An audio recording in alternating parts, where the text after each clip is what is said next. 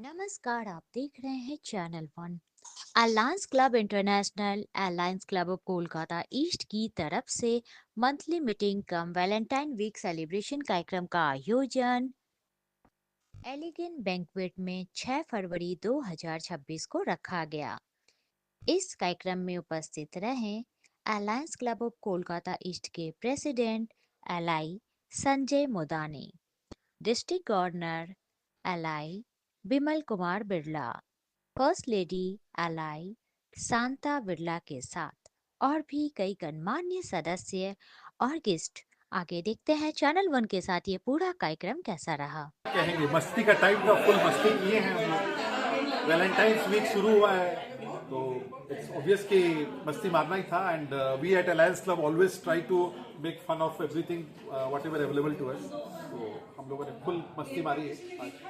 Festival जो उनका भावना है और ये मेरी होम क्लब है और हमारे जो प्रेसिडेंट है उन्होंने हर बार कुछ न कुछ नई एक्टिविटी करते रहते हैं और आज भी हम लोगों ने बहुत एंजॉय किया।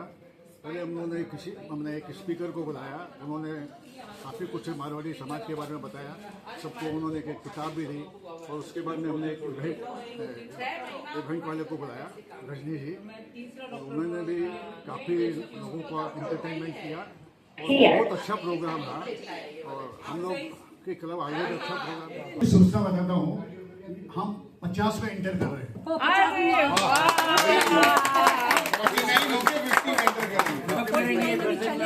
पूरा 50 हो जाने तब तो बहुत अच्छा है, शुरुआत अच्छी है तो बात बहुत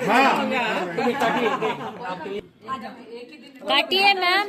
Happy marriage anniversary to you. Happy anniversary to you. Happy anniversary, Jali. Happy anniversary to you. बार बार दिन ये आए, बार बार दिन ये आए, बार बार दिन ये आए, बार बार दिन ये आए, तुम जियो हजारों साल, ये मेरी है आरज़ू। Happy anniversary to you, happy anniversary चम्मच टू इसलिए रखी नहीं यू। है, चम्मच।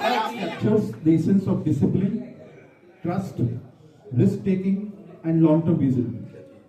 The pillars that have built dynasties and inspired modern startups alike.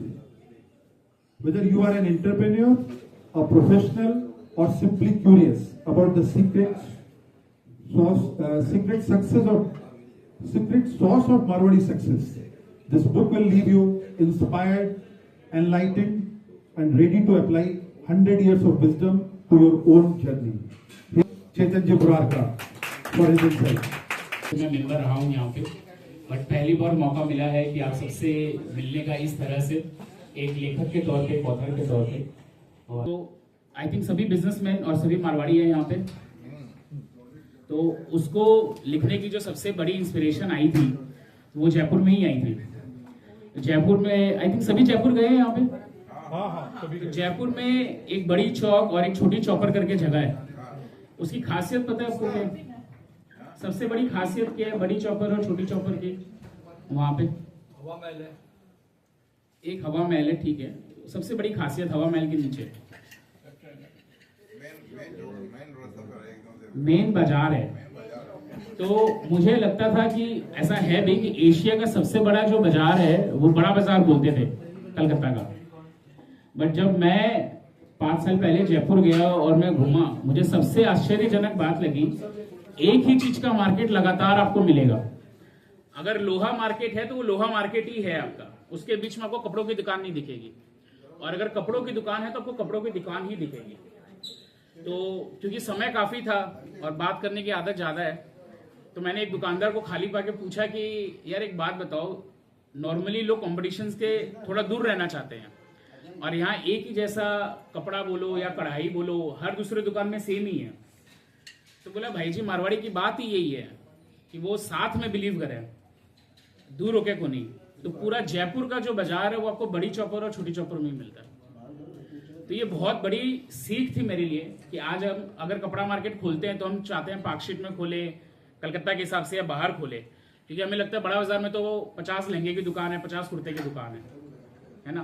But वहां पे अब दोबारा जाओ, अब देखना कि अगर एक कपड़े मेल की दुकान है, माने कुर्ते पजामे की दुकान है, तो आपको लाइन से 150 सिर्फ कुर्ते पजामे की ही दुकान मिलेगी, उसके अलावा आपको दूसरी चीज नहीं मिलेगी उसके बीच में।